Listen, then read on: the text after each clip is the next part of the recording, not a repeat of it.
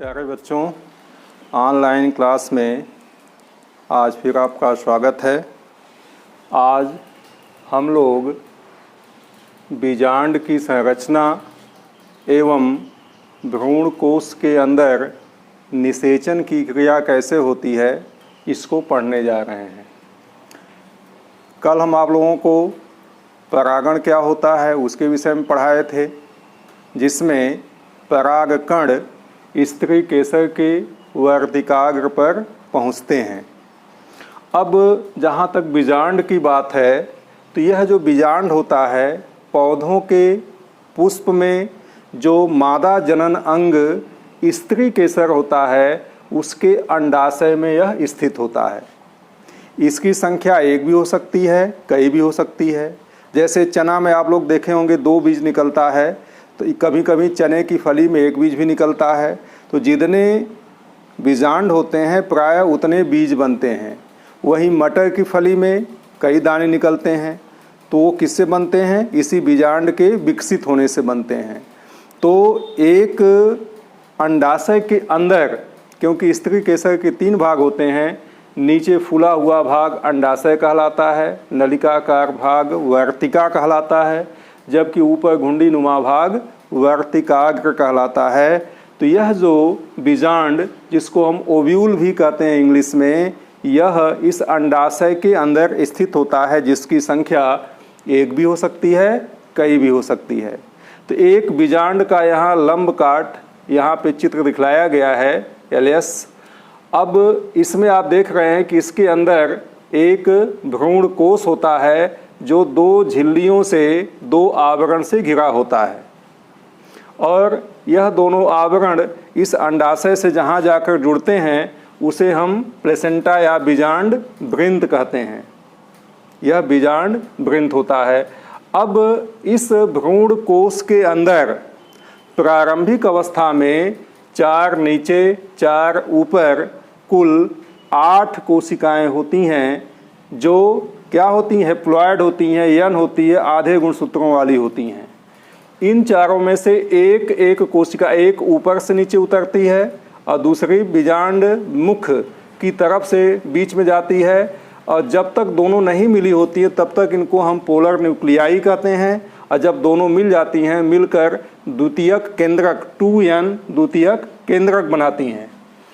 अब उनमें वे 3 कोशिकाएं जो बीजांड मुख यानी माइक्रोपाइल की तरफ होती हैं उनको एक साथ अंड उपकरण कहते हैं, जिसमें एक अपेक्षाकृत बड़ी होती है इसे अंड कोशिका कहते हैं, और 2 इसके साथ लगी होती हैं जो निषेचन में सहायता करती हैं, इसलिए इनको हम सहायक कोशिकाएं कहते हैं।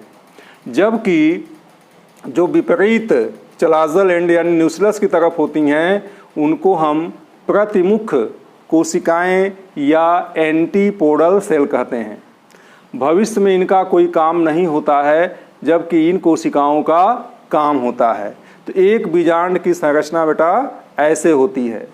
अब परागण के पश्चात जो परागकण वर्तिकाग्र पर पहुंचते हैं तब क्या होता है? तो आपको बता दें कि यह जो परागकण होते हैं ये 2 झिल्लियों से घिरे होते हैं। बाहर वाली झिल्ली कड़ी होती है जिसको बाह्यचोल, और अंदर की जो झिल्ली होती है मुलायम होती है उसको अंतःचोल कहते हैं, और इसके बीच में एक अगुणित या यन यानी हैप्लॉयड आधे गुणसूत्रों वाला न्यूक्लियस यानी केंद्रक होता है। अब जब ये परागकण वर्तिकाग्र पर परागण के द्वारा पहुंचते हैं तो इस वर्तिकाग्र पर एक चिपचिपा पदार्थ होता है जिसमें मैलिक अम्ल की कुछ मात्रा होती है, जिससे परागकण चिपक जाते हैं, फूलने लगते हैं, और इस फूलने के कारण इनमें अंकुरण प्रारंभ होता है जो कहाँ निकलता है? इस वर्तिका में आने लगता है।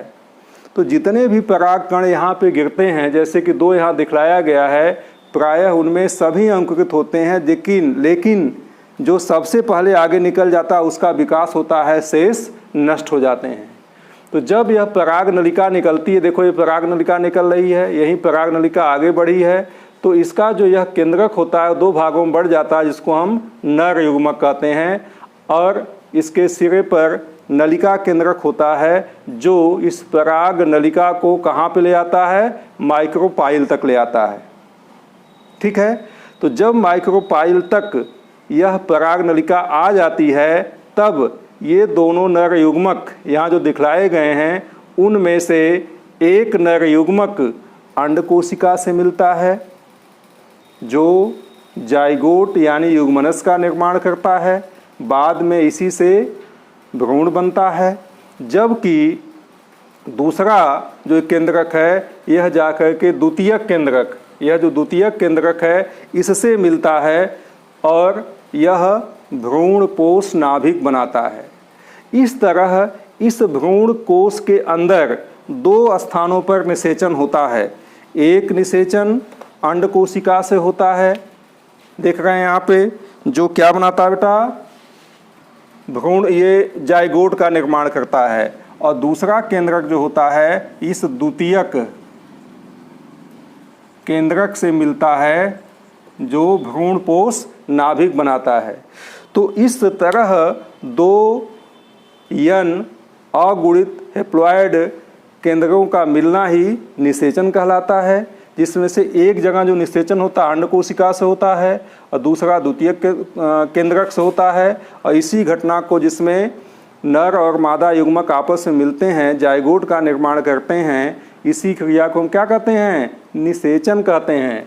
अब यहाँ पे एक शब्द आता है डबल फर्टिलाइजेशन, दोहरा निषेचन। वह क्या होता है, तो आवृत बीजी पौधों के इस बीजांड में देखा गया है कि एक ही भ्रूण कोश में दो स्थानों पर निषेचन होता है, इसीलिए इसको हम दोहरा निषेचन कहते हैं। कैसे, जैसे आप देख रहे हैं कि एक भ्रूण कोश में एक जगह जो निषेचन हुआ अंड कोशिका से हुआ और दूसरा जो निषेचन हुआ द्वितीयक केंद्रक से हुआ, इसीलिए इसको हम डबल फर्टिलाइजेशन या दोहरा निषेचन कहते हैं।